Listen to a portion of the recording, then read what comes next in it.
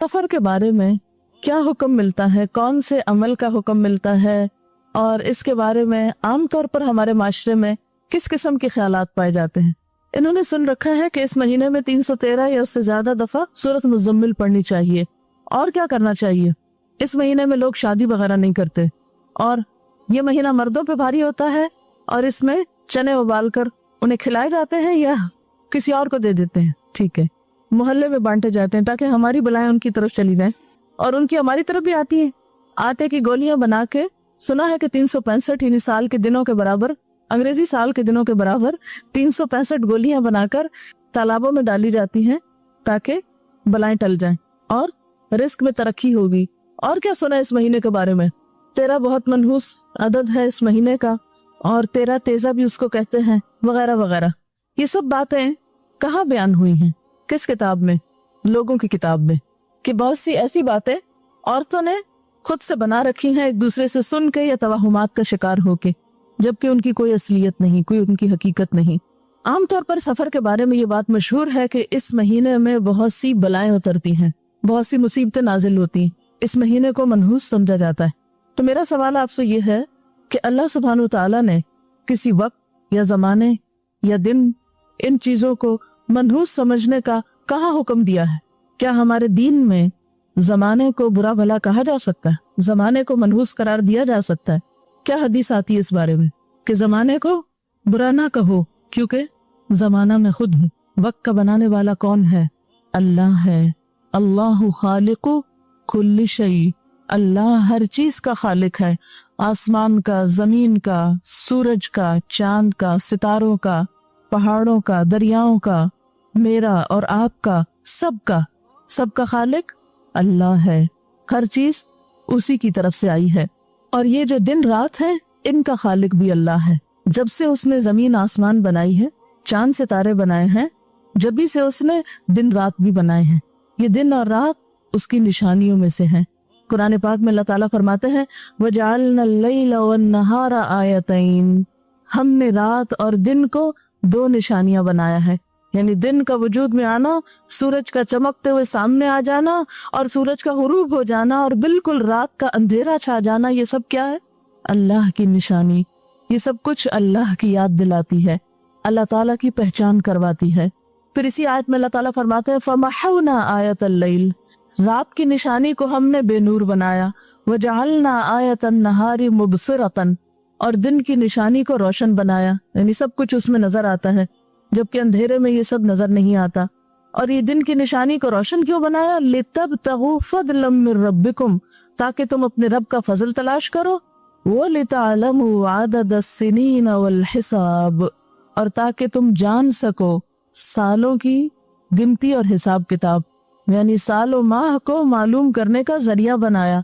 क्योंकि दिनों से मिलकर हफ्ते बनते हैं, महीने बनते हैं, महीनों से मिलकर साल बनते हैं, और ये सब कुछ हमारी एक जरूरत थी। तो गोया रात और दिन की तब्दीली की वजह से और सूरज की वजह से हमें सालों का हिसाब किताब पता चलता है। इसी तरह न सिर्फ ये कि सूरज अल्लाह की निशानियों में से है और उससे सालों माह का हिसाब पता चलता है, बल्कि इस्लामी कैलेंडर चांद के अंदर आने वाली तब्दीलियों से होता है। इसीलिए कुरान पाक में क्या आता है? यसअलूनका अनिल अहिल्ला। ये लोग आपसे चांदों के बारे में पूछते हैं, चांद के घटने बढ़ने के बारे में, कि ये सब क्या होता है कि चांद इतना चमकदार होता है, फिर आहिस्ता आहिस्ता वो घटने लगता है, फिर गायब हो जाता है, फिर नए सिरे से हिलाल तुलू हो जाता है। तो ये सब कुछ क्या है? तो अल्लाह ताला ने क्या फरमाया? कुल हिया मवाक़ीतु लिन्नासी वल हज। ये चांद जो अल्लाह की निशानी है, ये भी लोगों को क्या बताने के लिए आया है? औकात, एक आलमी कैलेंडर है। अनपढ़ से अनपढ़, जाहिल से जाहिल इंसान के लिए अल्लाह ताला ने आसमान पर इतना बड़ा कैलेंडर, इतनी बड़ी डेट रख दी है कि आज कौन सी तारीख है। वैसे तो हम भूले हुए होते हैं ना, लेकिन चांद का मसलन महीने की पहली रातों में जल्दी तुलू होना, फिर एक खास शेप में तुलू होना। जब बारीक चांद होता है तो आप पता चल जाता है ये पहली का है। अगर कहीं शक हो तो दूसरे से पूछ लेते, अच्छा आज पहली तारीख है दूसरी है, और थोड़ी देर में आप क्लियर हो जाते हैं। चाहे आपको गिनना ना भी आए, चाहे आपको लिखना ना भी आए, लेकिन वो देख के आप बता सकते हैं आज तारीख कौन सी। इसी तरह जब फुल मून होता है, फिर फुल मून के बाद घटने लगता है, پھر رات کے پچھلے حصے میں طلوع ہوتا ہے، پھر آخر بالکل سویرے ہوتے ہوتے پھر کچھ خاموشی اختیار کر لیتا ہے اور پھر نیا چاند طلوع ہوتا ہے اور اس طرح مہینہ مکمل ہو جاتا ہے۔ تو اسلام کے آنے سے پہلے عربوں کے ہاں چاند کی تاریخوں سے حساب رکھا جاتا تھا، کیونکہ سورج کے مقابلے میں چاند کی تاریخیں زیادہ ایکوریٹ ہوتی ہیں اور زیادہ وضاحت کے ساتھ سب کو نظر آتی ہیں۔ اور یہ سب کچھ کس کے حکم سے ہوتا ہے؟ چاند کا گھٹنا بڑھنا کسی کے اختیار میں نہیں، اور نہ ہی چاند کے گھٹنے اور بڑھنے سے کسی کی قسمت پہ کوئی اثر ہوتا ہے، اور نہ ہی کسی خاص مہینے کا چاند نظر آنے سے کوئی نحوست شروع ہو جاتی، یا کسی خاص مہینے کے آنے سے کوئی انسان کی خوش قسمتی جاگ اٹھتی ہے۔ انسان کی خوش قسمتی اور بد قسمتی کا انحصار سورج، چاند اور ستاروں کی گردش پہ نہیں، بلکہ کس پہ ہے؟ انسان کے اپنے عمل پر ہے۔ یہ تو اللہ تعالیٰ نے انسان کے فائدے کے لیے چیزیں بنائی ہیں، تاکہ انسان اوقات معلوم کر سکے، سالوں کا حساب کر سکے، عبادت کے وقت خاص طور پہ معلوم کرے۔ اور جہاں تک مہینوں کی تعداد کا تعلق ہے تو یہ اللہ تعالیٰ نے خود مقرر کی ہے کہ یہ 12 ہیں۔ یہ الگ بات ہے کہ ہر قوم اور ہر علاقے کے لوگوں نے اپنی اپنی زبان میں ان کے نام رکھے ہیں، لیکن ایک چیز آپ نے سب میں کامن دیکھی ہوگی، چاہے شمسی کیلنڈر ہو، چاہے قمری کیلنڈر ہو، کوئی بھی ہو، سب میں کیا ہے؟ مہینے 12 ہی ہیں۔ کہیں محرم سفر ہے، اور کہیں جنوری فیبرری ہے، اور کہیں چیت بساکھ ہے، اور کہیں کچھ اور ہے۔ یہ نام مختلف ہیں لیکن عدد ایک ہی ہے، کیونکہ یہ اللہ تعالیٰ ہی کی طرف سے آیا ہے۔ قرآن پاک میں اللہ تعالیٰ فرماتے ان عدت الشہور عند اللہ 12 شہرا فی کتاب اللہ یوم خلق السماوات والارض منها 4 حرم فلا تظلموا فیہن انفسکم، کہ اللہ کے نزدیک مہینوں کی تعداد 12 ہے اس دن سے جب سے اللہ نے آسمان زمین کو پیدا کیا، اور ان میں سے 4 مہینے حرمت والے ہیں، لہٰذا ان 4 مہینوں میں اپنے اوپر ظلم نہ کرو، یعنی جنگ و جدل نہ کرو، ایک دوسرے کی عزت جان مال کا خصوصی تحفظ کرو۔ اور خصوصاً اہل عرب کے ہاں یہ 4 مہینے اس لیے بھی حرمت والے تھے کہ ان 4 مہینوں میں ان کے ہاں مناسک حج و عمرہ ادا ہوتے۔ وہ کون سے 4 مہینے تھے؟ ان میں سب سے پہلے رجب تھا، جس میں عموماً لوگ عمرے کے لیے نکلتے، پھر ذیقعد، ذوالحج اور محرم۔ ان 3 مہینوں میں حاجیوں کے قافلے آتے، حج کرتے اور واپس جاتے۔ تو پورے اہل عرب کے ہاں ایک طرح سے کرفیو ہوتا، امن امان کا دور دورہ ہوتا۔ تو اس لیے یہ 4 مہینے بڑے اہم تھے ان کے ہاں، اور اللہ تعالیٰ نے خود ان کی اہمیت بتائی، اور ان میں کرنے کا کام کیا بتایا؟ وَلَا تَظْلِمُوا فِيهِنَّ أَنفُسَكُمْ، ان میں اپنے اوپر ظلم نہ کرو۔ اور ان میں سے محرم کی پھر خاص فضیلت بتائی کہ 10 محرم کا روزہ جو ہے وہ 1 سال کے گناہوں کی معافی کا ذریعہ ہے۔ سفر کے بارے میں ابھی میں آپ سے گفتگو کروں گی۔ اسی طرح ربیع الاول کا مہینہ ہمارے ہاں نبی صلی اللہ علیہ وسلم کی پیدائش اور وفات کی وجہ سے بہت مشہور اور معروف ہے، لیکن اس مہینے میں ہمیں کسی خاص قسم کی کوئی عبادت نہیں بتائی گئی۔ اسی طرح ربیع الثانی، جمادی الاول، جمادی الثانی، ان میں بھی کوئی عبادت نہیں بتائی گئی، عام مہینوں کی طرح ہیں۔ رجب حرام مہینوں میں سے ہے۔ شعبان، اس میں نبی صلی اللہ علیہ وسلم کا طریقہ کیا تھا کہ کثرت سے روزے رکھتے تھے۔ صحابہ کرام کہتے ہیں کہ ہم نے رمضان کے علاوہ کسی اور مہینے میں آپ کو اتنے روزے رکھتے ہوئے نہیں دیکھا جتنے ہم نے شعبان میں آپ کو رکھتے ہوئے دیکھا۔ اور اس کی وجہ آپ نے بتائی کیونکہ آسمان کی طرف انسان کے اعمال اٹھائے جاتے ہیں، اس مہینے میں انسان کے اعمال اللہ کے حضور پیش کیے جاتے ہیں، اور آپ نے فرمایا مجھے یہ بات پسند ہے کہ جب میرے عمل اللہ کے حضور پیش ہو تو میں روزے کی حالت میں ہوں۔ پھر رمضان کا مہینہ ہے جس میں قرآن نازل ہوا، جس میں آخری طاق راتوں میں شب قدر ہے، جس کو لیلۃ القدر کہا جاتا ہے۔ وما ادراک ما لیلۃ القدر، لیلۃ القدر خیر من 1000 شہر، 1000 مہینوں سے بہتر ہے۔ پھر اس کے بعد شوال آ جاتا ہے جس میں عید کی جاتی ہے پہلی شوال کو، اور اس کے علاوہ 6 روزے رکھنے والے کے لیے اتنا اجر بتایا گیا، یعنی رمضان کے روزے جو پورے کر لے پھر 6 اور روزے شوال میں رکھ لے تو وہ ایسا ہے جس نے گویا سارا سال روزے رکھے، کیونکہ ایک نیکی 10 نیکیوں کے برابر ہے نا۔ تو 30 روزے 300 کے برابر ہو گئے، اور یہ 6 روزے 60 ہو گئے، تو 360 میں سال پورا ہو گیا، یعنی اجر کے اعتبار سے۔ شوال کے بعد ذیقعد ہے جو حرام مہینہ ہے، پھر ذوالحج ہے۔ ذوالحج کا پہلا عشرہ بہت ہی بابرکت ہے، ان دنوں میں جو نیکی کی جاتی ہے وہ باقی سال کی نیکیوں پہ بھاری ہو جاتی ہے۔ اور اس عشرے میں ایک دن ایسا آتا ہے خاص، یعنی 9 ذوالحج کا، جس میں یقینی مغفرت ہوتی ہے ان لوگوں کی جو واقعی سچے دل سے توبہ کر لیں، خصوصاً میدان عرفات میں۔ باقی سال کے مقابلے میں اس دن سب سے زیادہ تعداد میں لوگوں کی گردنیں آگ سے چھڑائی جاتی، اور زوال آفتاب سے غروب آفتاب تک کا وقت انتہائی قیمتی وقت ہوتا ہے، بڑا ہی بخشش کا یقینی وقت ہوتا ہے۔ اور باقی سارے مہینے جو ہیں آپ صلی اللہ علیہ وسلم کا ان میں معمول کیا تھا؟ ہر ماہ 3 روزے رکھنا ایام 20 میں۔ ایام 20 کون سے ہوتے ہیں؟ جب فل مون ہوتا ہے 13، 14 اور 15۔ تو ایام 20 میں آپ صلی اللہ علیہ وسلم کیوں روزے رکھتے تھے، یا آپ نے کیوں روزے رکھنے کی تلقین کی؟ کیونکہ آپ نے تجربے میں بھی دیکھا ہوگا کہ جب فل مون ہوتا ہے تو سمندر کی لہریں بہت اونچی اٹھ رہی ہوتی، اس میں مد و جزر ہوتا ہے۔ اسی طرح انسانی جسم میں بھی چاند کے گھٹنے بڑھنے سے مزاج پہ کچھ فرق پڑتا ہے، قسمت پہ نہیں، مزاج پہ۔ تو اس مزاج کے اندر اٹھنے والی لہروں کو کنٹرول کرنے کے لیے روزے کا حکم دیا گیا، کیونکہ وہ انسان کو کول ڈاؤن کر دیتا ہے، دھیما کر دیتا ہے، اس کے مزاج میں ایک اعتدال لاتا ہے۔ لیکن اس کے علاوہ ماہ سفر میں نہ آپ صلی اللہ علیہ وسلم نے کوئی خاص عبادت کی، نہ ہمیں کسی عبادت کا حکم دیا، اور نہ ہی ہمیں کسی خاص بلا سے بچنے کے لیے کوئی تدبیر سکھائی، وہ تدبیریں جو ہم نے خود ہی اختیار کر لی۔ تو اس لیے ہمیں اس مہینے کے بارے میں خصوصی طور پر پتہ ہونا چاہیے، اور پھر جو توہمات اور شگون اور جو غلط قسم کی باتیں ہم نے اس سے منسوب کر رکھی ہیں، ان سب سے ہمیں باہر نکلنا چاہیے۔ جہاں تک سفر کے مہینے میں بلاؤں کے اترنے کا تعلق ہے، تو اس قسم کی کچھ باتیں اور کچھ خیالات اہل عرب کے ہاں بھی پائے جاتے تھے، عربوں کے ہاں بھی یہ باتیں پائی جاتی تھی۔ اس کی کیا وجہ تھی؟ آپ دیکھیں نا، ٹھیک ہے ہم مان لیتے ہیں ہمارے دین میں تو کچھ نہیں بتایا گیا، لیکن آخر پھر وجہ کیا ہے؟ لوگوں نے اس کو منحوس سمجھ کیوں لیا؟ یہ بات شروع کہاں سے ہوئی؟ یہ سوال آتا نا آپ کے ذہن میں کہ کہاں سے شروع ہوا یہ سب کچھ؟ پھر اگر ہمارے دین میں نہیں ہے تو لوگوں کو یہ خیال کہاں سے آ گیا کہ ہم اس مہینے کو منحوس قرار دیتے؟ کوئی تو بات ہوگی نا، کوئی تو وجہ ہوگی۔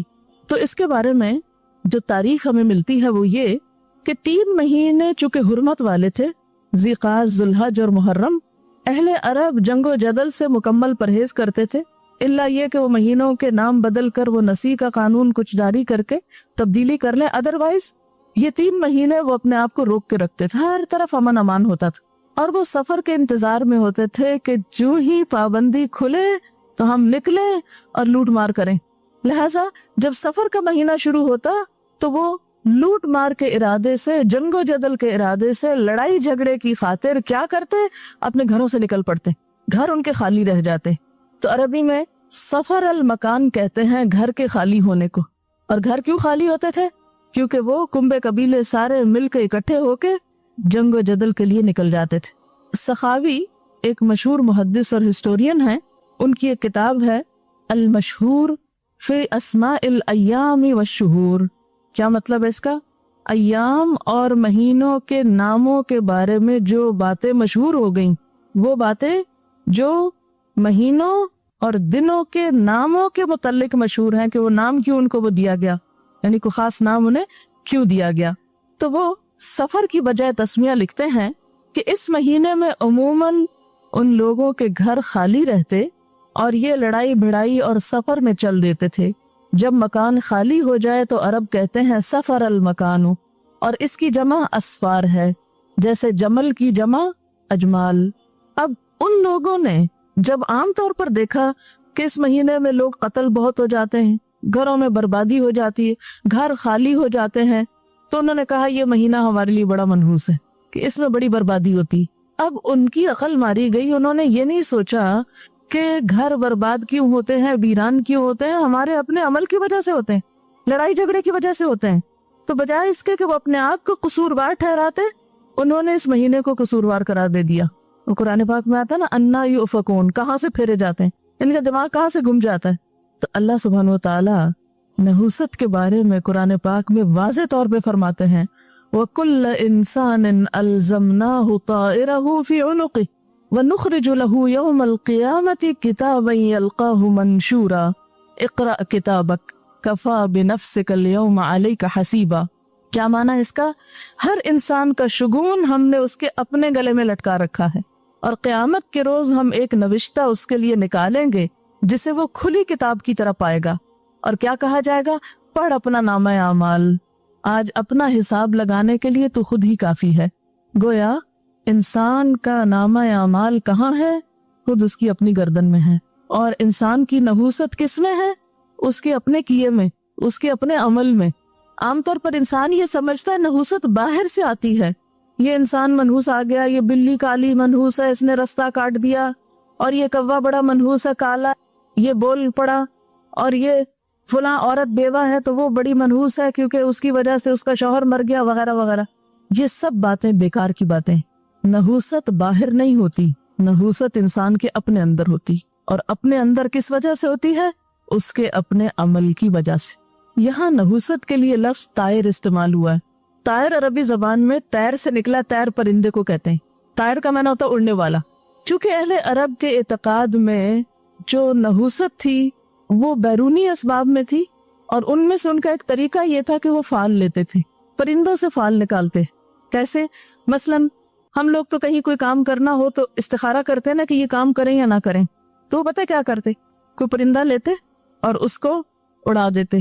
اگر وہ پرندہ اڑ کے دائیں طرف جاتا تو کہتے یہ سفر یا یہ کام ہمارے لیے بڑا ہی اچھا ہے، اچھا شگون لیتے۔ اور اگر وہ پرندہ اڑ کے بائیں طرف چلا جاتا تو بائیں طرف اڑ جانے کو پرندے کے کیا سمجھتے کہ یہ تو بڑا منحوس ہے کام، یہ کام ہمارے لیے ٹھیک نہیں۔ تو اس لیے نحوست کے لیے لفظ پھر طائر استعمال ہونے لگا۔ بد فالی جس کو کہتے ہیں، برا شگون لینا، بیڈ اومن جس کو آپ بولتے ہیں۔ تو اس لیے اللہ سبحانہ وتعالیٰ نے انسان پہ واضح کر دیا کہ تم اپنی نحوست باہر نہیں اندر تلاش کرو۔ اے اہل عرب، تمہاری لڑائی جھگڑے نے تمہارے لیے اس مہینے کو منحوس بنا دیا۔ مہینہ منحوس نہیں، وقت میں خرابی نہیں، کسی دن میں خرابی نہیں، نحوست تمہارے اپنے عمل کی وجہ سے، تمہارے گھروں کی ویرانی تمہاری اپنی جنگ و جدل کی وجہ سے۔ تو اصل سبب پہ غور کرو، اصل حقیقت پہ غور کرو۔ اور عام دنوں میں بھی آپ دیکھیں، عام لوگوں کے لیے بھی کوئی دن یا جگہ یا انسان منحوس نہیں ہوتا۔ انسان کا اپنا طرز عمل ہوتا ہے، اپنا رویہ اور اپنا اخلاق اور اپنا طریقہ ہوتا ہے جو دوسرے کو آپ کا دوست یا دشمن بنا دیتا ہے۔ اور پھر انسان اپنی غلطی کا تو اعتراف نہیں کرتا، دوسرے کو بلیم کرتا رہتا ہے۔ اب ہم یہ دیکھیں گے کہ اسلام میں بدفعلی کی حقیقت کیا ہے، یعنی یہ برا فعل اور یہ سب کچھ، اس کی اصلیت کیا ہے، اور اس کے بارے میں یا برا شگون لینے کے بارے میں ہمارا دین ہمیں کیا بتاتا ہے۔ قرطبی نے ایک حدیث روایت کی ہے، رسول اللہ صلی اللہ علیہ وسلم نے فرمایا، من رجعت الطیرۃ عن حاجتہ فقد اشرک، جو کسی چیز سے بدفعلی پکڑ کر اپنے مقصد سے لوٹ آیا اس نے شرک کیا۔ مثلا گھر سے نکلنے لگا، آگے کالی بلی آ گئی، اس نے اس کو اپنے لیے منحوس سمجھا، یا پھر یہ کہ اس سے بدفعلی لی اور گھر واپس آ گیا، میں تو نہیں جا رہا آج کام پہ، میں تو نہیں سفر کر رہا آج۔ کیوں؟ اس لیے کہ رستے میں بلی آ گئی۔ تو ایسا کرنا کیا ہے؟ معمولی بات نہیں ہے۔ آپ نے فرمایا فقد اشرکا، اس نے شرک کیا، اس لیے کہ کسی کا نفع یا نقصان بلی کے ہاتھ میں ہے ہی نہیں، کسی طوطے کے پاس کچھ نہیں، وہ کہاں ہے؟ انسان کے اپنے اندر ہے، اس کا اپنا عمل ہے، اس کا اپنا اخلاق ہے، اس کا اپنا رویہ ہے کہ وہ کسی دوست کو دشمن بنا لیتا ہے یا دشمن کو دوست بنا سکتا ہے۔ صحابہ نے پوچھا، اے اللہ کے رسول صلی اللہ علیہ وسلم، ایسا شخص کیا کفارہ دے کہ اس کی توبہ قبول ہو جائے؟ یعنی اگر واقعی زندگی میں ایسے شرک کر بیٹھے ہیں ہم، تو اب ہم لوٹیں کیسے اس سے؟ فرمایا کہ وہ یوں کہے، اللہم لا خیر الا خیرک ولا خیر الا خیرک ولا الہ غیرک ثم یمضی لحاجتہ۔ اے اللہ، تیری فعل کے بغیر اور کوئی فعل نہیں، یعنی اچھا شگون یا اچھائی اور برائی تیری ہی طرف سے آتی، قسمتیں تیرے ہاتھ میں ہیں، فائدہ اور نقصان تیرے پاس سے ہے، کسی پرندے کے ہاتھ میں کچھ نہیں۔ تو اے اللہ، تیری فعل کے بغیر کوئی فعل نہیں، تیری بھلائی کے بغیر اور کوئی بھلائی نہیں، یعنی اگر تو نہ خیر دے تو کوئی خیر پہنچا نہیں سکتا، اور تیرے سوا کوئی معبود نہیں۔ یہ الفاظ کہہ کر اپنے کام کو چلا جائے، یعنی اپنے دل سے وہ وہم نکال دے کہ بلی کی وجہ سے کوئی نقصان ہو جائے گا، یا فلاں انسان صبح صبح مجھے نظر آ گیا تو اب دن خراب گزرے گا اور کام نہیں ہوگا۔ نہیں، یہ خیال دل سے نکال دے اور اپنا کام کر لے، اپنا عمل بدل لے تو اس کی توبہ قبول ہو جائے گی۔ ایک اور حدیث میں آتا ہے، رسول اللہ صلی اللہ علیہ وسلم نے 3 بار فرمایا، 3 بار، کیا؟ بدفعلی شرک ہے، بیڈ اومن شرک ہے، برا شگون لینا شرک ہے۔ اور شرک کے بارے میں تو آپ جانتے ہیں نا کہ بعض اوقات ایسے ایسے رستوں سے آ جاتا ہے کہ ہمیں گمان بھی نہیں ہوتا، خبر بھی نہیں ہوتی کہ یہ شرک کر رہے ہیں ہم۔ یہ باتیں ہمارے معاشرے میں کتنی عام ہیں، وہ فلاں منحوس اور فلاں چیز ہو گئی تو اب یہ ہو جائے گا. اور آپ نے دیکھا ہوگا کہ ہم عام طور پر بھی ایسے ہی بیٹھے بیٹھے سوچتے رہتے ہیں, اچھا وہ میں نے امتحان تو دے دیا ہے, اچھا اگر میرے وہاں جانے تک وہ فلاں چیز نیچے گر گئی تو میں پاس ہو جاؤں گی, ہے نا. ایسے بیٹھ کے گمان کرتے رہتے ہیں, اچھا اگر میرے 10 گننے تک پنکھا بند ہو گیا, یعنی بٹن مثلاً آف کر کے, اس کا مطلب ہے میں پاس ہو جاؤں گی. اور اگر نہیں, خود سے خود چیزوں سے شگون لینا شروع کر دی. یہ اس قسم کے خیالات بھی درست نہیں, یہ سب توہمات کی قسم ہے, اور یہ سارے توہمات انسان کو کمزور بناتے ہیں. ان سے بچنا چاہیے. ایمان انسان کو جرت اور بہادری دیتا ہے, کانفیڈنس دیتا ہے, جینے کا ڈھنگ سکھاتا ہے. دین کا سب سے بڑا فائدہ کیا ہے؟ کوئی خوف نہیں, کوئی غم نہیں. وہ انسان کو خوف اور غم سے آزاد کرتا ہے. کہ یہ کس قسم کی دینداری ہے کہ آنکھ کے پھڑکنے سے بھی خوف زدہ ہے, اور ہاتھ پہ کھجلی ہونے سے بھی امید لگا کے بیٹھ گئے کہ آج کوئی مال ملے گا, ہاں جوتے پہ جوتا پڑ گیا تو سفر پیش آ جائے گا. یہ سب باتیں کہاں سے آئیں؟ سب ہمارے ذہنوں کی اختراع ہیں. یہ اسی قسم کے بچگانہ خیالات بیٹھ کے کوئی سوچتا ہوگا کہ اچھا یہ ہو گیا تو اس کا مطلب ہے یوں ہو جائے گا, اور اتفاق سے وہ ہو گیا تو آئندہ کے لیے اس کو ایک فتوے کے طور پہ جاری کر دیا کہ ایسا ہو تو یوں ہو جاتا ہے, حالانکہ اس کی کوئی حقیقت نہیں ہوتی. پھر اسی طرح یہ کہ کالا رنگ ہم کو تو سوٹ ہی نہیں کرتا. ہمارے خاندان میں تو کوئی کالا رنگ پہن لے تو بس بیمار پڑ جاتے ہیں, تو پھر اپنے سر کے بال بھی مڈوا دو, وہ کیوں کالے رکھے ہوئے ہیں, ان کا رنگ بھی تبدیل کرا دو. پھر اسی طرح یہ کہ اگر سبز رنگ پہن لیا یا سبز جوتا پہن لیا تو اس سے کیا ہوتا ہے؟ کہتے ہیں کہ سبز رنگ کا جوتا نہ پہنو کیونکہ بے ادبی ہوتی ہے, روزے کا رنگ سبز ہے تو سبز گھاس پہ کیوں چلتے ہو, سبز گھاس پہ کیوں چلتے, اس سے بے ادبی نہیں ہوتی. خانہ کعبہ کا غلاف کالا ہے اس لیے کالا کپڑا نہ پہنو, آسمان کا رنگ نیلا ہے تو پھر نیلا نہ پہنو, زمین کا رنگ مٹیالہ ہے تو مٹیالہ نہ پہنو کہ بےزتی ہے انسان کی زمین والا رنگ پہنے. تو پھر تو ہر چیز اپنے اوپر خود ساختہ حرام کر لی, اپنے خیال کے مطابق چیزوں کو حلال یا حرام کر لیا, اور پھر اس میں قسمت بھی ساتھ جوڑ دی. تو بات یہ ہے کہ یہ سب انسان کے اپنے خیالات ہیں, شیطان کے وسوسے ہیں, توہمات ہیں. شیطان کیا کرتا ہے؟ شیطان اپنے دوستوں کو ڈراتا ہے. یخوف اولیاء, یہی اس کے خوف ہوتے ہیں کہ جن باتوں کی کوئی حقیقت نہیں, بیکار قسم کی باتیں, ان کو ایک حقیقت بنا کے پیش کرتا ہے. اور آپ دیکھیے کہ یہ بات صرف اہل عرب میں نہیں تھی, صرف مشرک اقوام میں ہی نہیں تھی. افسوس یہ کہ بعض پڑھی لکھی اقوام میں بھی یہ باتیں ملتی ہیں. دینی اعتبار سے بھی پڑھی لکھی اور دنیاوی اعتبار سے بھی پڑھی لکھی قومیں بعض شگون میں مبتلا ہیں. سب سے پہلے تو ہم دیکھتے ہیں کہ قرآن ہمیں بتاتا ہے کہ اہل کتاب, پیپل آف دا بک, پڑھے لکھے لوگ, وہ کیا کرتے ہیں؟ الم تر الی الذین اوتوا نصیبا من الکتاب یؤمنون بالجبت والطاغوت, کیا تم نے دیکھا ان لوگوں کو جنہیں کتاب دی گئی, یہ کتاب کا ایک حصہ دیا گیا, وہ کیا کرتے ہیں؟ جبت اور طاغوت پر ایمان رکھتے ہیں. اچھا یہ جبت کیا چیز ہے؟ بے حقیقت, بے اصل اور بے فائدہ چیز کو جبت کہتے ہیں. بے اصل اور بے حقیقت, اب یہ جتنے شگون ہیں یہ سب بے اصل ہیں, بے حقیقت ہیں. اور اسلام کی زبان میں کہانت, فال گیری, ٹونے ٹوٹکے, شگون اور سارے قسم کے وہمی خیالات اور باتیں اور سپرسٹیشنز اور توہمات, یہ سب کچھ کا ملغوبہ جبت کہلاتا ہے. یعنی جن باتوں کی کوئی اصل ہے ہی نہیں ان کو اپنے سر پہ سوار کر لینا. مثلاً کوئی چھوٹی سی بھی تکلیف ہوئی, طبیعت خراب ہوئی, بس ضرور مجھے نظر لگ گئی. کوئی دو لوگوں کے تعلقات خراب ہوئے, ان پہ تو جادو ہو گیا ہے. یعنی پہلا خیال جو کسی بیماری تکلیف میں جاتا ہے وہ عموماً بے حقیقت باتوں کی طرف جاتا ہے جن کی کوئی اصل نہ ہو, اور پھر ان بدگمانیوں کی وجہ سے آپس میں پیار محبت کے رشتے ختم ہو کے رہ جاتے ہیں. فلاں بیٹھا ہوا تھا, وہ مجھے دیکھ رہا تھا, بس اسی کی نظر لگی ہوگی, چاہے وہ عزیز ترین دوستی کیوں نہ ہو.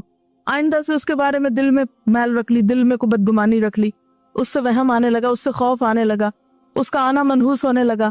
اچھے بھلے کام رک گئے, تعلقات ختم ہو گئے, بات کی حقیقت کچھ بھی نہیں. اور یہ سب کون کرتے ہیں؟ الذین اوتوا الکتاب, جنہیں کتاب ملی. اور آج ہم مسلمانوں کا حال بھی یہی ہے. قرآن کے ہوتے ہوئے, سنت واضح کے ہوتے ہوئے یہ سب کچھ ہو رہا ہے. رسول اللہ صلی اللہ علیہ وسلم نے فرمایا, پرندے کے نام سے کنکری پھینک کر, خط کھینچ کر یعنی زائچے بنا کے, پرندہ اڑا کے پال لینا سب جبت میں شامل ہے. جبت میں کیا کچھ شامل ہے؟ پرندے کے نام سے, پھر کنکری پھینک کے یا لکیر لگا کے یا پرندہ اڑا کے پال لینا, یہ سب کچھ شامل ہے. حضرت عمر رضی اللہ تعالیٰ عنہ کہتے ہیں کہ جبت سے مراد سحر ہے, جادو ہے.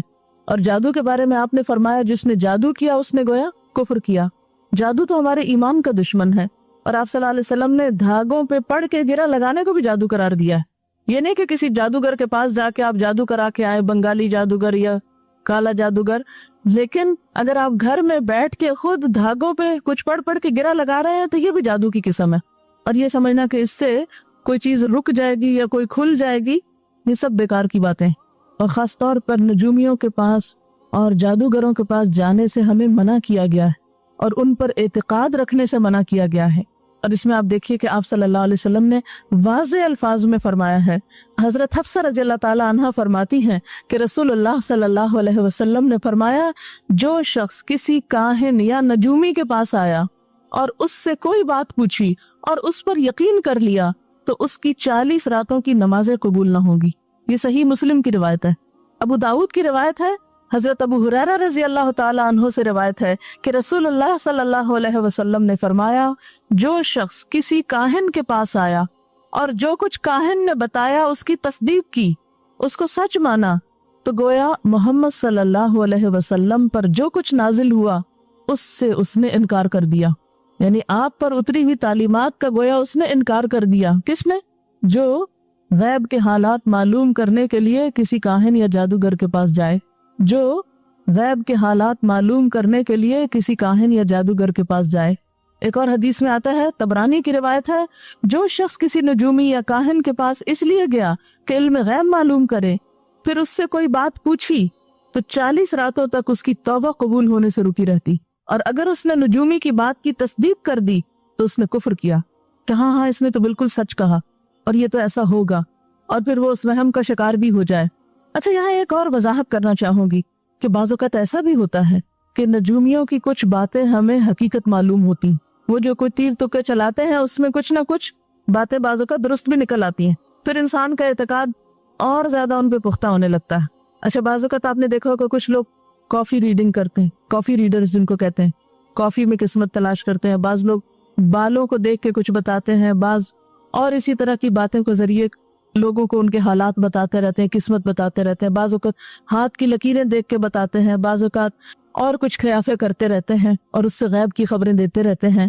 تو بات یہ ہے کہ ایسا بھی ممکن ہے کہ اللہ تعالیٰ کسی کو کوئی علم ان علوم میں سے دے دے اور وہ بندہ ہمارے لیے ایک آزمائش ہو. بالکل ایسے ہی جیسے بابل کے شہر میں ہاروت ماروت کو اتارا گیا تھا، اور وہ سحر جانتے تھے اور سکھاتے تھے اور بتاتے تھے کہ دیکھو ہم تو فتنہ آزمائش ہے، ایسا مت کرو، لیکن لوگ پھر بھی سیکھتے تھے اور اپنا جا کے ایمان بیچتے تھے. قرآن پاک میں آتا ہے نا، وَمَا يُعَلِّمَانِ مِنْ أَحَدٍ حَتَّى يَقُولَا إِنَّمَا نَحْنُ فِتْنَةٌ فَلَا تَكْفُرْ. ہم تو فتنہ ہیں، مت کفر کرو. لیکن لوگ ہاتھ دھو کے ایسے لوگوں کے پیچھے پڑ گئے. آج بھی آپ دیکھیں کہ بعض اوقات کچھ لوگ اس قسم کی باتیں کرتے ہیں کہ ان میں سے بعض سچ معلوم ہونے لگتی ہیں. تو بات یہ نہیں کہ وہ سچ ہے کہ جھوٹ ہے، پہلی بات ہے کہ ہمارا اعتقاد ہی نہیں ہونا چاہیے کہ وہ سچ ہے. لیکن اگر اتفاق سے کوئی بات ان کے منہ سے نکلی ہوئی سچ ہو گئی یا پچھلی زندگی کی کوئی بات انہوں نے ایسی بول دی، تو یہ سب ہمارے لیے آزمائش ہے، ہمیں اس سے بچنا چاہیے. کیونکہ بہت سے لوگوں کو اگر منع کیا گیا تو حجت بازی کرنے لگتا ہے، نہیں ہم نے خود تجربہ کیا ہوا ہے، سچ نکلتی ہیں باتیں، وہ فلاں نجومی نے مجھے یہ بتایا تھا. اس قسم کی تصدیق کرنا منع ہے. ایسی باتوں کے بارے میں بس خاموشی اختیار کرنی چاہیے، تصدیق بھی نہیں کرنی چاہیے، خواہ وہ سچی کیوں نہ نکل آئے.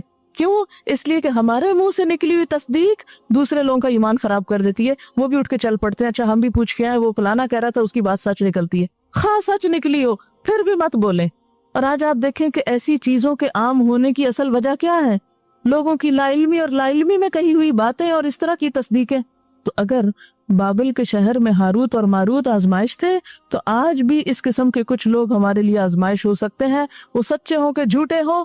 ہمیں منع کیا گیا کہ تم نے ان کے پاس نہیں پھٹکنا، نہ آؤٹ آف کیوریوسٹی اور نہ آؤٹ آف فن، کیونکہ بعض لوگ صرف انجوائمنٹ کے لیے ایک فن کے طور پر، صرف کھیل تماشے کے طور پہ چل پڑتے ہیں. نہ کھیل تماشے کے طور پہ جانا ہے اور نہ سنجیدگی سے جانا ہے، کیونکہ بعض اوقات مذاق میں کہی ہوئی باتیں بھی انسان کے اوپر اس طرح اثر کر جاتی ہیں کہ زندگی کا رخ پلٹ جاتا ہے.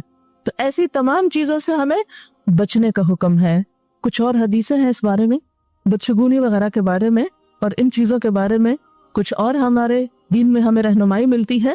حضرت ابو ہریرہ رسول اللہ صلی اللہ علیہ وسلم سے روایت کرتے ہیں کہ آپ نے فرمایا، مرض کا لگ جانا، الو اور سفر اور नहुसत, ये सब बातें बेहकीकत हैं। बाज लोग कहते हैं ना, मुझे फलां से जुकाम लगा, मेरे बच्चे को फलां से चिकन पॉक्स हुए, ऐसी बातें करते हैं ना लोग, ये नहीं करनी चाहिए। इसका ये मतलब नहीं है कि जरासीम नहीं होते या बीमारियां अछूत की नहीं होती या अछूत नहीं होती, होती हैं। बाज बीमारियां कंटीजियस होती हैं, लेकिन कोई भी जरासीम और कोई भी शख्स किसी को नफा या नुकसान नहीं दे सकता जब तक अल्लाह का इज़्न ना हो। चलो मान लिया आपको लगा उससे जुकाम, उसको लगा उससे, उसको, तो पहले को कहाँ से लगा था? पहले को किससे लगा था? पहले को जहां से लगा था ना, अल्लाह के इज़्न से। तो बाकियों को अगर किसी भी चीज से लगा तो अल्लाह के इज़्न से। ना शिफा किसी के हाथ में, ये कहना भी शिरक है कि मुझे फलां के हाथ से शिफा हुई है। हम लाइल्मी में ऐसी बातें भी कर जाते हैं ना, नहीं, शिफा भी अल्लाह के इज़्न से होती। अल्लाह के फजल से ये दवा फायदेमंद हुई, अल्लाह के इज़्न से ये बीमारी लगी। अच्छा, इसलिए हमें ये नहीं करना चाहिए चूंकि इस तरह बोल नहीं सकते हम, तो फिर हम बीमारों के बीच में जाके बैठे। नहीं, आपने फरमाया और जुजामी शख्स से इस तरह बचो जिस तरह शेर से बचते हो। यानी जहाँ मरज हो, बीमारी हो, और जो बीमारियां एक से दूसरे को लगती हो, वहाँ एहतियात जरूरी है। लेकिन अगर लग जाए तो उस बेचारे को ब्लेम न करो, ये तो अल्लाह के इज़्न से लगी। क्योंकि बाज़-औक़ात ऐसा होता है ना कि बीमारी लगती भी और बाज़-औक़ात नहीं भी लगती, या कुछ लोगों को लगती है तो कुछ को नहीं लगती।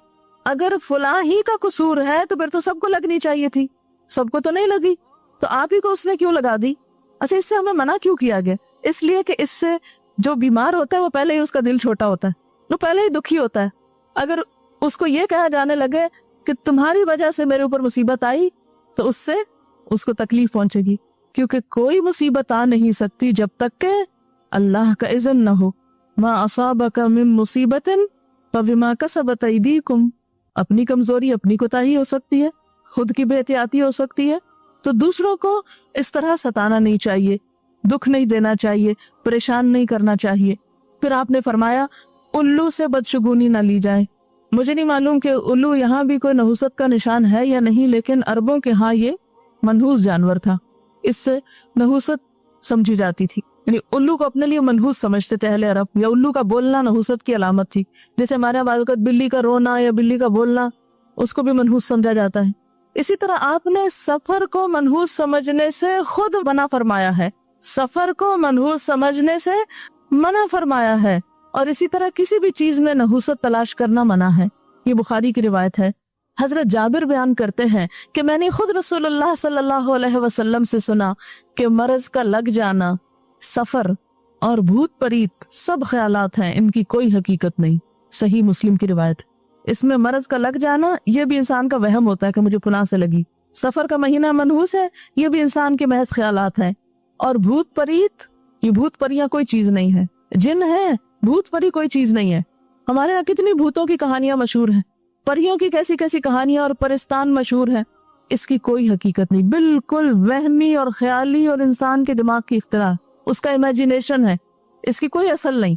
इसी तरह हजरत अबू हुरैरा रज़ी अल्लाह ताला अन्हु रसूलुल्लाह सल्लल्लाहु अलैहि वसल्लम से रिवायत करते हैं कि आपने फरमाया मरज का लग जाना, उल्लू, निछत्तर और सफर, ये सब वहम परस्ती की बातें हैं, इनकी कोई हकीकत नहीं। यानी सितारों वगैरह से भी नहुसत लेना या सितारों का अपनी जिंदगी पे असर समझना, ये बिल्कुल बेहकीकत बात है। क्योंकि बाज़ औक़ात लोग स्टार्स में बड़े खोए रहते हैं, तुम्हारा स्टार कौन सा है, उसका स्टार क्या है, शादी से पहले स्टार मालूम करते हैं, क्या हमारी आपस में बनेगी कि नहीं बनेगी, जायचे निकलवाते हैं, तारीखों को मनहूस समझते हैं, दिनों को मनहूस समझते हैं। ये सब वहमी और ख्याली बातें हैं। आपने फरमाया इनकी कोई हकीकत नहीं। हजरत बुरैदा से रिवायत है, रसूलुल्लाह सल्लल्लाहु अलैहि वसल्लम बदशगुनी नहीं लिया करते थे। रसूलुल्लाह सल्लल्लाहु अलैहि वसल्लम के पास फालगिरी का जिक्र किया गया तो आपने फरमाया इनमें सबसे अच्छी चीज तो नेक फाल है। अगर फाल लेनी ही है तो क्या करो, नेक फाल लो। नेक फाल क्या कि मसलन कोई नेक काम हो तो इंसान उसको अपने लिए खुशकिस्मती की अलामत समझे, क्या शुक्र है नेकी की तौफीक हो गई, या किसी नेकी की जगह पे जाने या किसी नेक इंसान से मुलाकात या नेक लोगों की सोहबत, इसको अपनी खुशकिस्मती की अलामत समझे। मसलन अल्लाह ताला अगर आपको हरम पाक ले जाए, अपने घर ले जाए, या आपको नेक लोगों की सोहबत मिल जाए, कुरान की तालीम मिल जाए, तो ये सब क्या है, ये खुशकिस्मती की बात है। फिर इसी तरह आपने फरमाया और बदफाली किसी मुसलमान को काम से ना रोके। بس جب تم میں سے کوئی شخص ناگوار چیز دیکھے تو یہ دعا پڑے، اللہم لا یأتی بالحسنات الا انت ولا يدفع السیئات الا انت ولا حول ولا قوت الا بک۔ کیا معنی ہے؟ یا اللہ تیرے سوا کوئی بھلائیاں نہیں پہنچاتا اور تیرے سوا کوئی برائیاں نہیں ٹالتا، اور برائیوں یعنی مصیبتوں سے بچنا اور نیکی کی قوت سے بہرہ ہونا تیری ہی توفیق سے ممکن ہے، یعنی یہ سب کچھ تیری ہی طرف سے ہوتا ہے۔ اور جہاں تک ستاروں کا تعلق ہے تو اب تو سائنس نے بھی اس بات کو ثابت کر دیا ہے کہ یہ سب کچھ بالکل فراڈ ہے، اس کی کوئی حقیقت نہیں۔ وہ ایک شعر اسی سے ملتا جلتا ہے، یہ ستارے تیری تقدیر کی خبر کیا دیں گے، یہ ستارے تیری تقدیر کی خبر کیا دیں گے، یہ تو خود گردش افلاک میں ہے خار و زبوں، یعنی ان کا تو اپنا حال برا ہے، گھوم گھوم کے یہ تمہاری تقدیر کہاں سے بتائیں گے۔ جو ستارے اپنی منزل نہیں جانتے اور خود چکر میں ہیں اور خود گھوم ہی رہے ہیں، وہ ہماری قسمت کہاں سے سنواریں گے، ہمیں کہاں سے فائدہ پہنچائیں گے۔ اور پھر آپ دیکھیے کہ یہ جو بات ہے نا کہ یہ جو ہاروسکوپ اور سٹارز اور ان کے پیچھے پڑے رہنا اور ان کی وجہ سے وہم کا شکار ہونا اور اخبار میں جھٹ سے سب سے پہلے کھول کے دیکھنا اچھا یہ ہفتہ ہمارا کیسے گزرے گا، اور مختلف لوگوں سے معلوم کرنا، اور سال شروع ہونے سے پہلے ہی سارے سال کی کتاب خرید کے رکھ لینا، اور قرآن کا اتنی پابندی سے مطالعہ نہ کرنا جتنا ایسی کتابوں کا، کیونکہ میں خود دیکھا ہوا لوگوں کو وہ اتنی موٹی موٹی انگریزی کی کتابیں لے لیتے ہیں، وہ ہر روز کھول کے بیٹھے ہوتے ہیں، اچھا آج کیا ہوگا میرے ساتھ، اس مہینے میں کیا ہوگا، اس سال میں کیا ہوگا، زندگی کے کون کون سے سال بڑے خوش قسمتی کے ہیں، بہت اچھے گزریں گے، اور کون کون سے سال بھاری ہوں گے، اور کون سا دن بڑا بھاری ہوگا، یہ سب بے حقیقت باتیں۔ یہاں ایک اخبار کی کٹنگ ہے میرے سامنے، روزنامہ امت کراچی 30 دسمبر 2003 کی۔ اس میں یہ لکھتے ہیں کہ سائنسدانوں نے بالآخر 40 سال کی سائنسی تحقیق کے بعد ثابت کر دیا کہ علم فلکیات محض فریب اور دھوکے کے سوا کچھ نہیں، اور اس علم کی بنیاد لغویات پر مبنی تھی۔ اس تحقیق پر 1958 سے لندن میں کام شروع ہوا، جس میں ایک سابق ماہر فلکیات اور سائنسدان جیفری ڈین اور کینیڈا کی کیچوان یونیورسٹی کی ماہر نفسیات ایوان کیلی نے حصہ لیا۔ یہ تحقیقی رپورٹ ایک جریدے میں شائع ہوئی۔ ماہرین نے اپنے کام کے لیے 2000 نوزائیدہ بچوں کو منتخب کیا، جن کی تاریخ پیدائش میں چند لمحوں یا منٹوں کا فرق تھا۔ ان کو چن لیا اپنی ریسرچ کے لیے۔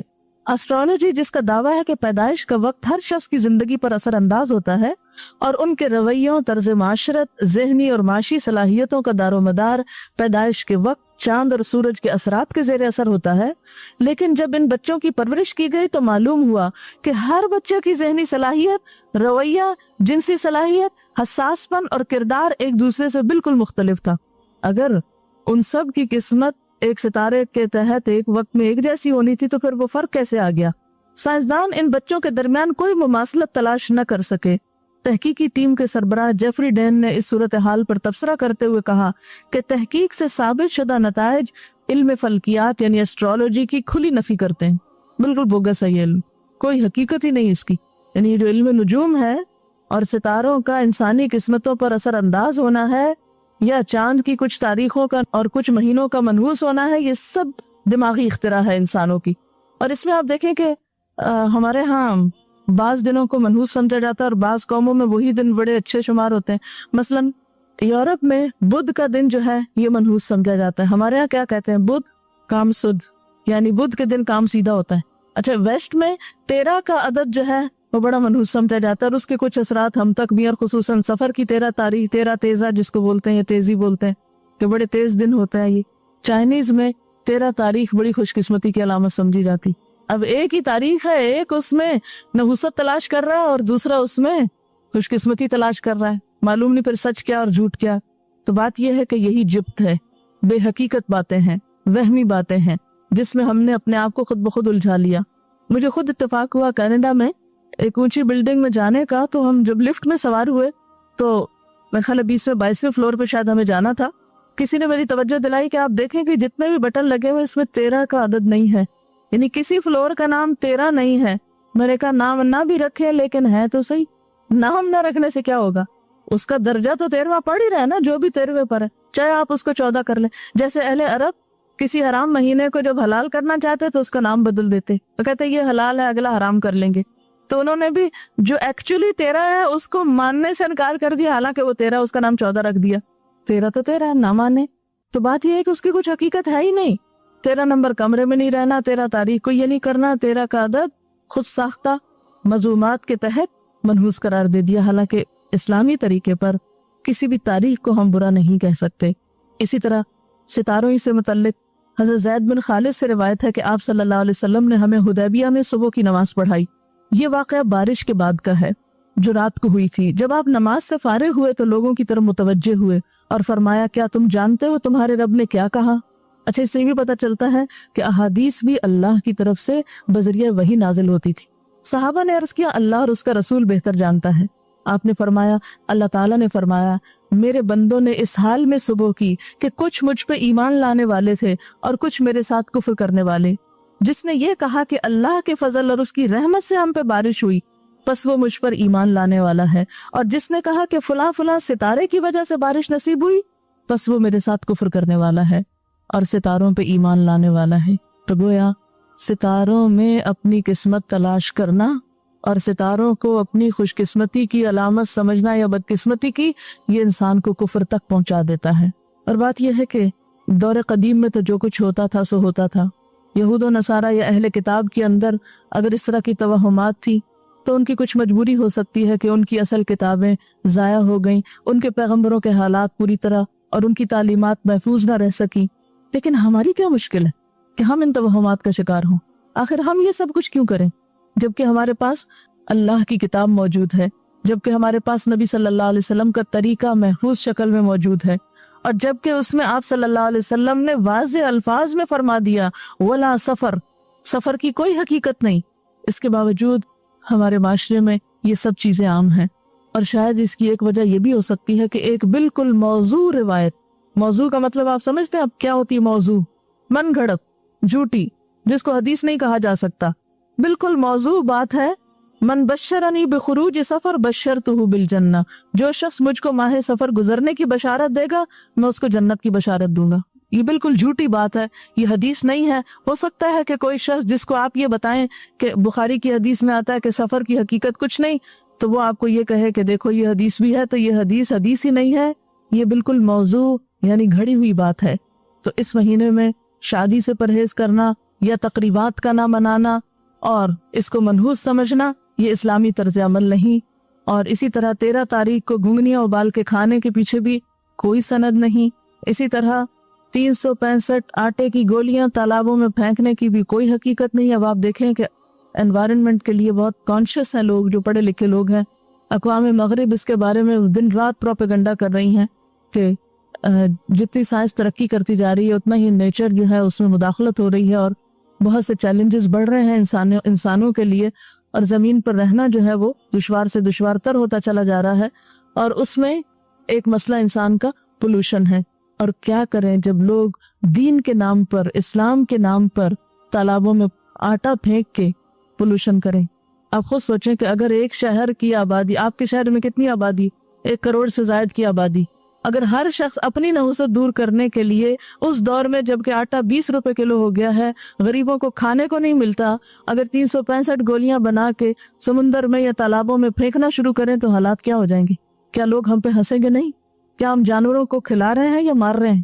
مچھلیوں کو اتنا آٹا کھلانا اور ان کے جینے کا پانی پلوٹ کر کے رکھ دینا، یہ کہاں کی عقل مندی؟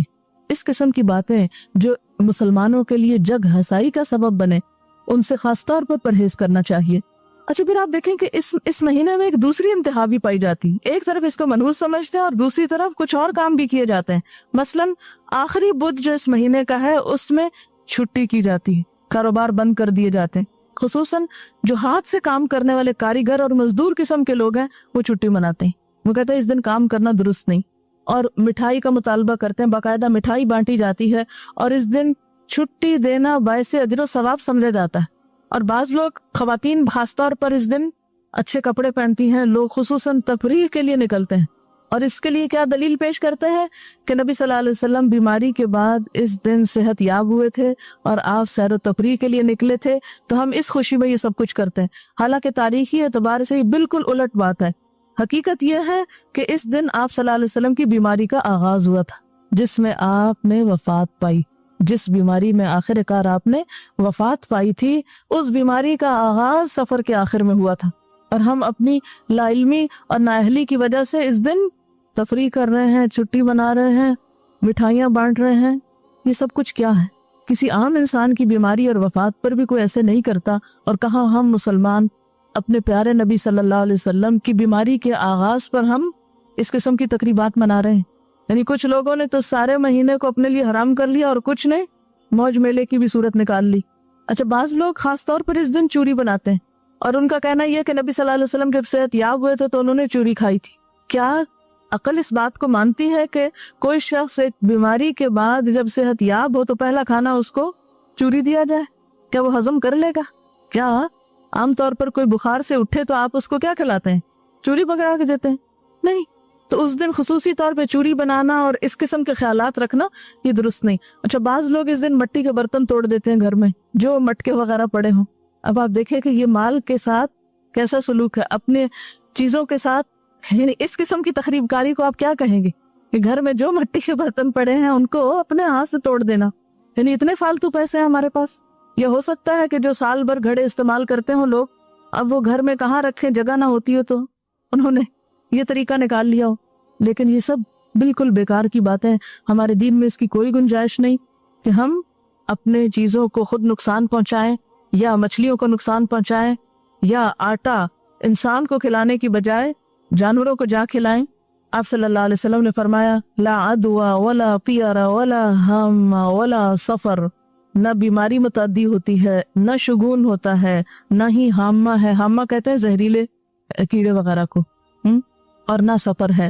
اس سلسلے میں آخری بات یہ کہنا چاہوں گی کہ ہمارا عقیدہ اس لحاظ سے مضبوط ہونا چاہیے، اور ہمارے مائنڈ میں یہ بات بالکل واضح ہونی چاہیے کہ خوشی اور غم، نفع اور نقصان، سب کچھ اللہ کے ہاتھ میں۔ کوئی تکلیف نہیں آ سکتی جب تک کہ اللہ نہ چاہے۔ قرآن پاک میں اللہ تعالیٰ فرماتے ہیں، قُلْ لَن يُصِيبَنَا إِلَّا مَا كَتَبَ اللَّهُ لَنَا، آپ کہہ دیجئے کہ ہمیں ہرگز کوئی برائی یا بھلائی نہیں پہنچتی مگر وہ جو اللہ نے ہمارے لیے لکھ دی۔ هو مولانا، وہی ہمارا مولا ہے۔ وَعَلَى اللَّهِ فَلْيَتَوَكَّلِ الْمُؤْمِنُونَ، اور اللہ پر توکل کرنے والوں کو توکل کرنا چاہیے، سب بھروسہ اللہ پر ہونا چاہیے۔ اسی طرح ایک اور حدیث میں آتا ہے، ما اصابک لم یکن لیخطئک وما اخطأک لم یکن لیصیبک، جو مصیبت تم کو پہنچی وہ تم سے ٹل نہیں سکتی تھی، اور جو ٹل گئی وہ تم تک آ ہی نہیں سکتی تھی۔ اور اسی طرح جو رزق تمہیں ملنا تھا وہ کوئی اور لے نہیں سکتا، اور جو کسی اور کے پاس چیز چلی گئی وہ تمہارے پاس آنے والی ہی نہیں تھی۔ تو غم کیسا؟ یہ چیز انسان کو کتنا مطمئن کر دیتی کہ جو کچھ ہوا اللہ کے اذن سے ہوا۔ اور ہر نماز کے بعد جو دعا ہمیں پڑھنے کے لیے سکھائی گئی وہ کیا ہے؟ اللہم لا مانع لما آتیت ولا معطی لما منعت ولا ينفع ذا الجد منک الجد، اے اللہ نہیں کوئی روک سکتا جو آپ عطا کریں، اور نہیں کوئی دے سکتا جو چیز آپ روکنا چاہیں، اور نہیں فائدہ دے سکتی کسی دولت مند کو آپ کے عذاب کے مقابلے میں دولت۔ یعنی دنیا بھر کی دولت کسی کو عذاب سے نہیں بچا سکتی۔ مجرم قیامت کے دن تمنا کریں گے کاش زمین بھر سونا اور اتنا ہی اور فدیے میں دے دے اور چھوٹ جائیں، تو نہیں چھوٹ سکیں گے۔ اللہ تعالیٰ اگر کسی کو پکڑے کوئی چھڑا نہیں سکتا، اور اگر وہ چھوڑ دے تو کوئی پکڑ نہیں سکتا۔ سب کچھ اللہ کے ہاتھ میں ہے۔ اس لیے ہمیں ایسی تمام چیزوں سے پرہیز کرنا چاہیے جو ہمارے دین کے لیے نقصان دہ ہیں۔ کسی نے لکھا ہے کہ میں اکثر ایسے سوچتی تھی کہ اگر ایک دن اچھا گزرا تو دوسرا برا گزرا۔